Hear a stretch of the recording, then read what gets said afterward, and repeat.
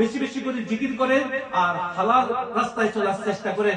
আল্লাহ রাব্বুল আলামিন এই বিশেষ সম্পর্কে যদি প্রতিদিন ইস্তেখারা করেন, ঘুমানোর পরে আল্লাহর পক্ষ থেকে আপনাকে জানাই দেওয়া হবে আপনাকে এই মুহূর্তে কি করা উচিত।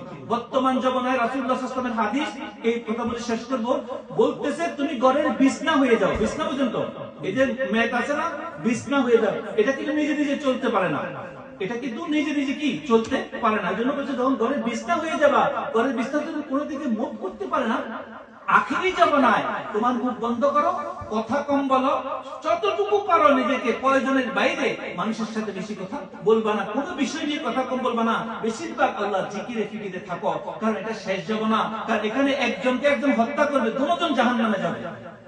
আপনাকে আমি হত্যা করলাম, আমি তো অন্যায়ভাবে হত্যা করছি আপনি মনে করতেছেন, কিন্তু হাদিস রাসূল বলতেছে দুজন জাহান্নামে যাবে। সাহাবারা জিজ্ঞাসা, ইয়া রাসূলুল্লাহ, একজন হত্যা হয়েছে আরেকজন হত্যা করছে, যে হত্যা করছে সে তো অপরাধী। বলতেছে এই লোকও তাকে হত্যা করার ইচ্ছা রাখতো, আগে সে হত্যা করে দিছে, কিন্তু এও কিন্তু তারা হত্যা করার ইচ্ছা। আজকে আমাদের সমাজ দেখেন, একে অপরের দুশমনকে, ক্ষতিকারককে যে যাকে ক্ষতি করে। আল্লাহ রাব্বুল আলামিন, আমি এই আয়াতটা এই জন্য বলতেছি, আজকে আমাদের ইবাদতের মধ্যে বরকত নাই।